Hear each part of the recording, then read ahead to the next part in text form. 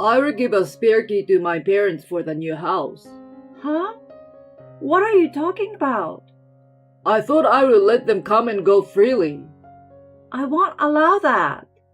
If you don't agree, I will divorce you.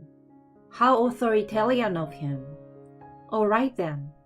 My husband, misunderstanding my statement, seemed to think I was submitting to him and grinned. However, what I had agreed to was a divorce. Afterward, he and my mother-in-law faced an unexpected outcome. My name is Jane. I'm a 36-year-old web engineer working from home.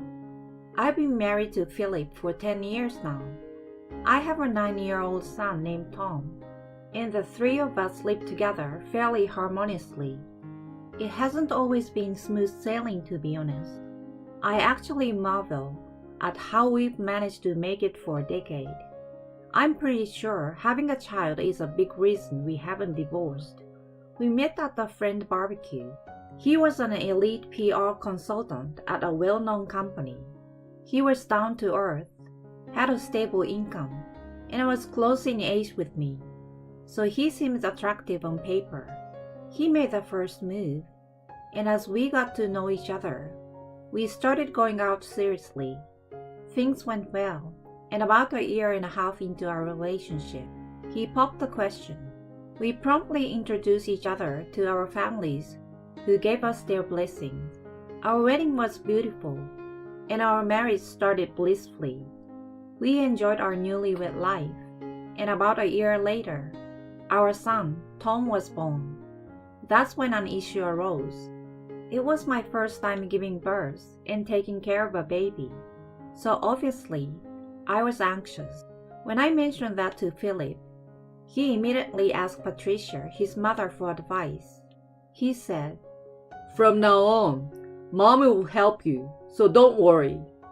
I just wanted to talk to him and ease my worries, but he had already talked to her. And the next thing I knew, she showed up at our house. "Jane, my dear, you can relax now that I'm here. I will teach you the proper way to raise a child." I didn't ask for any of that. In fact, I had been reading up on parenting and wanted to try it my way. However, she constantly interfered with me. "Don't do it like that. If you want to raise this boy properly, you need to listen to me." She was an incredibly stubborn and difficult person who thought her way was the only way. If I didn't do things exactly as she wanted, she got furious. She came over almost every day. Her showing up was already stressful, but on top of that, I had to prepare lunch and had to make sure there were snacks for her. It all added to the expense. Plus, she used my kitchen and ate food without asking, which bothered me enormously. Not only that, Philip had given her a spare key without my knowledge, so she just walked into our home unexpectedly. The first time it happened, she scared me so much that I almost had a heart attack. And so, during the early years of our marriage, I was exasperated tremendously by her. Of course, I did talk to Philip about it. "Hey, about your mom." When I began, he had a proud look on his face and said, "Having her around is a good thing, right?" I was amazed by his cluelessness and told him clearly, "On the contrary, she has been causing a lot of trouble." "No way." "She acts like she's always right, doesn't listen to what I want, and eats a lot. I have to keep an unlimited flow of snacks in stock." He seemed annoyed. "What's the problem? She's taking the trouble to come and help you, but you're complaining. She raised me, so her parents' method can't be wrong. Of course, we have to treat her well because she's doing us a favor.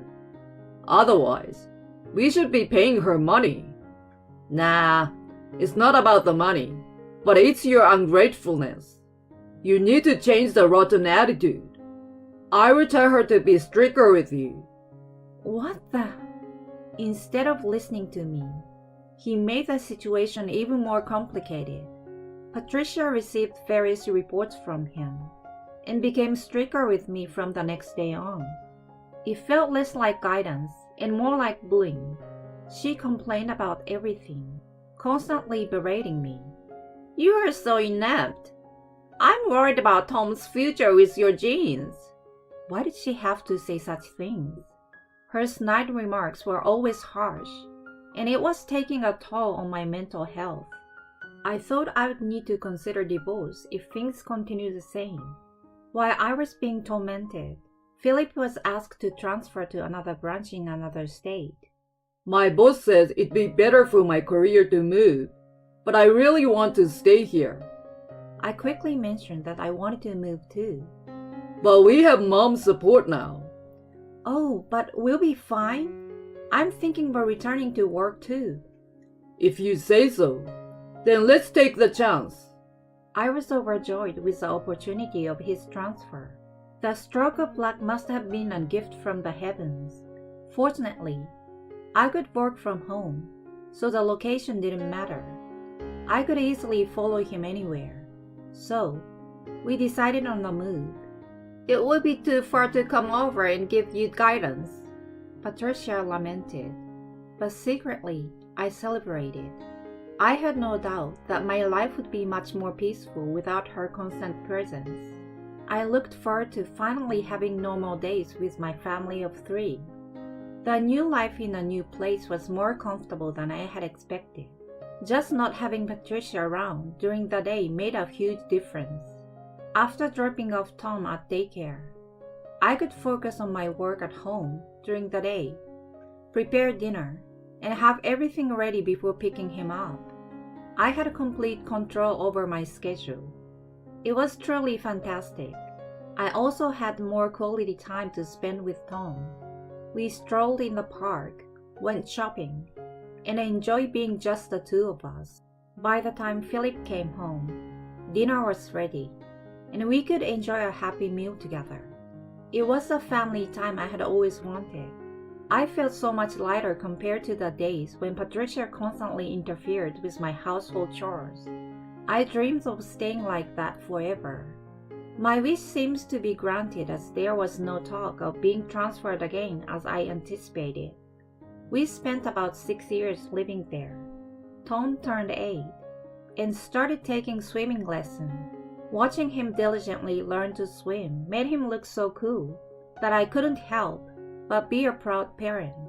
He grew up to be a well-behaved and caring boy surrounded by plenty of friends.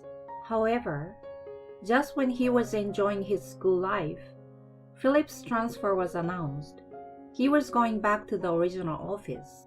I had a slight feeling of dread because it meant Patricia would be nearby again. Both my son and I had no choice but to go with him.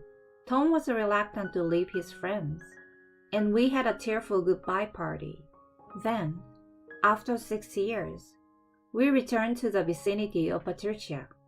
We rented an apartment for the time being. My son, being open and friendly, quickly made new friends, which put my mind at ease.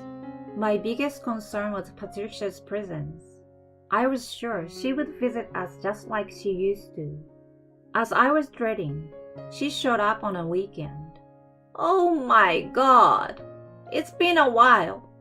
I'm so happy you guys are back," she said with overwhelming enthusiasm. I couldn't help but wonder if her joy was solely because we had returned. Perhaps it was because she could bully me again.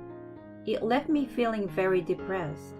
As expected, she started visiting during the weekdays soon after.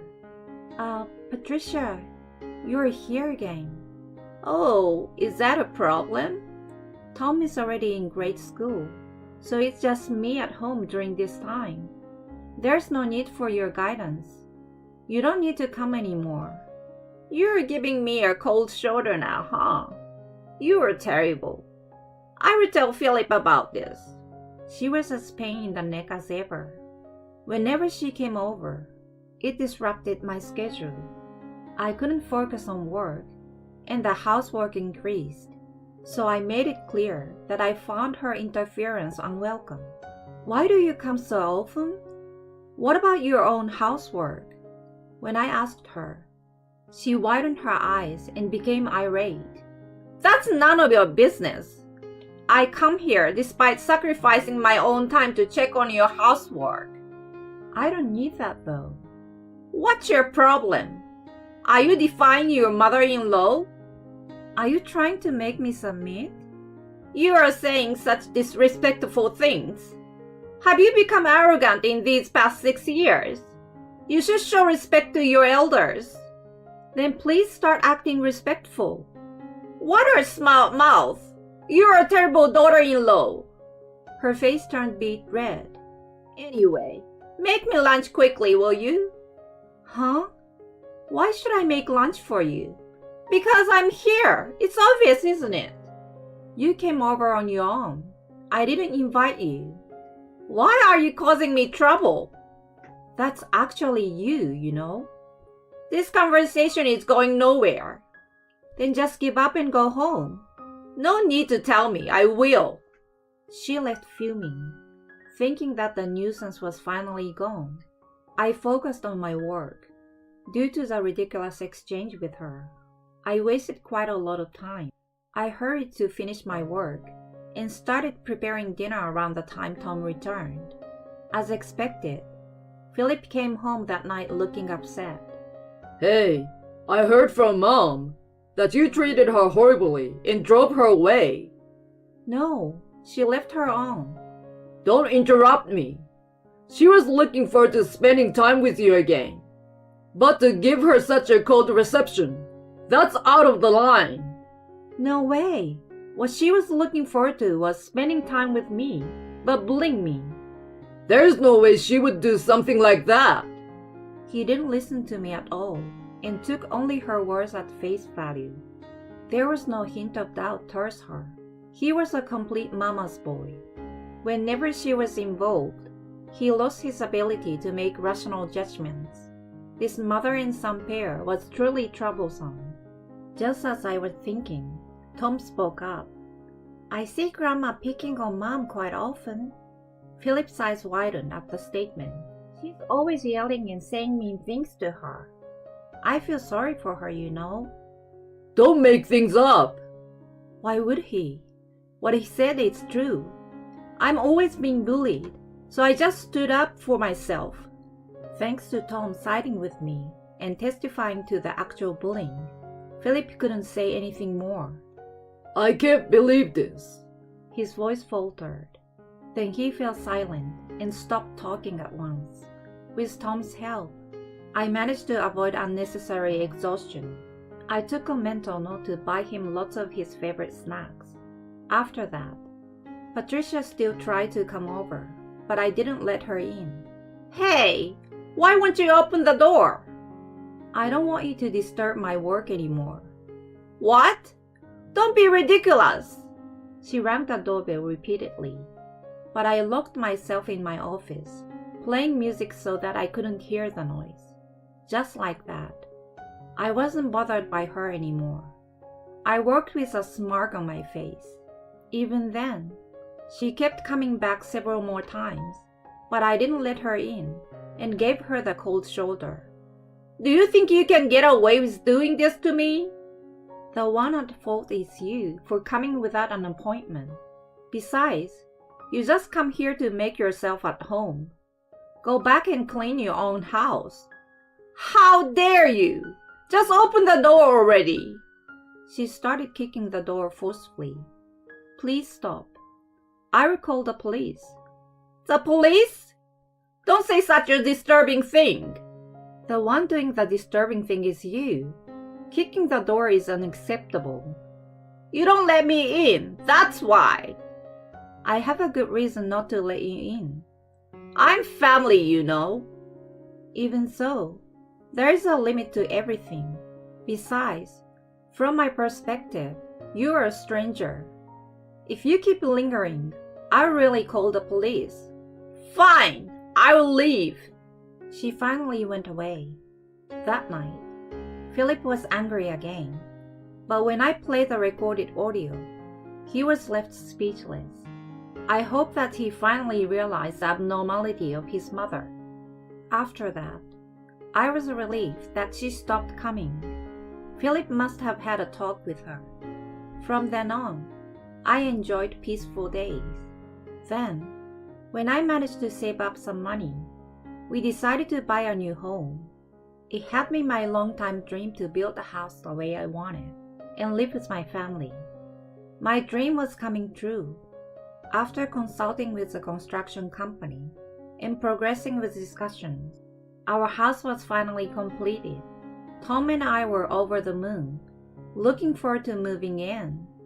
Then one day, Philip brought up something unexpected. I'm going to give a spare key to my parents for the new house. No, what are you talking about?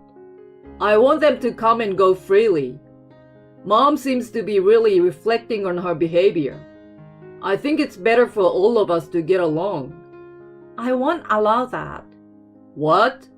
Have I not explained to you what I have been through so far? After all that, it's out of the question to give them a spare key. If you're against it, we should get a divorce.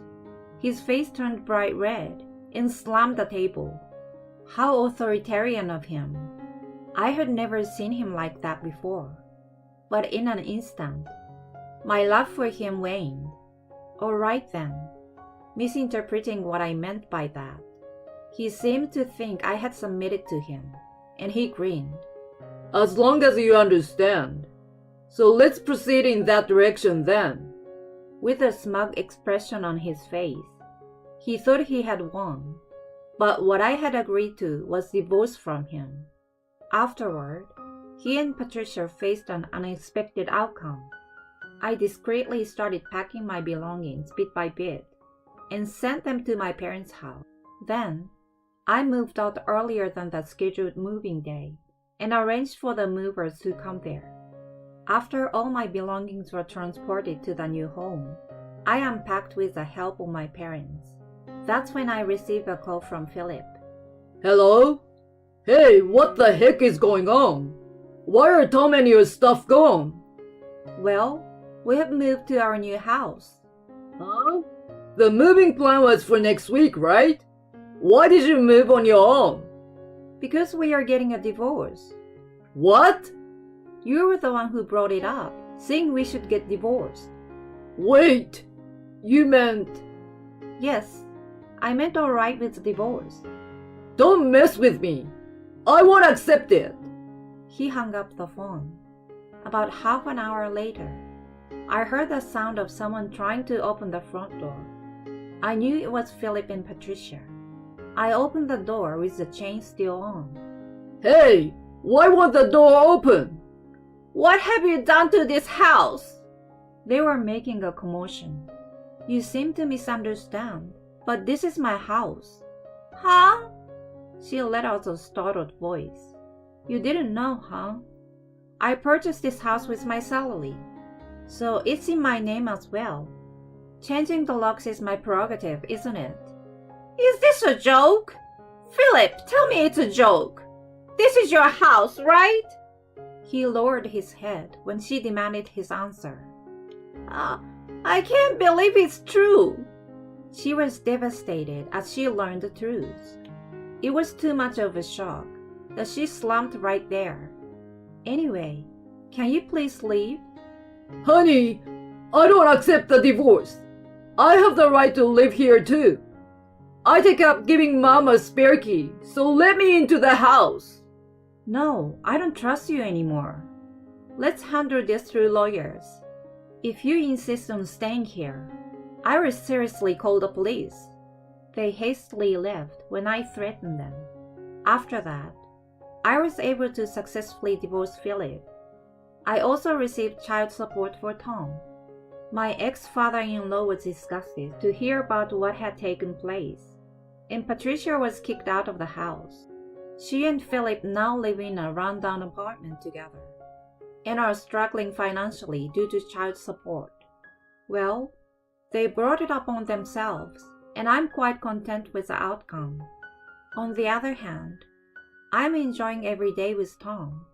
Eventually, I plan to have my parents move in with us. Tom is very fond of them, and I'm sure we will make one happy family. Moving forward, I will continue to work hard at my job while raising him with all my love.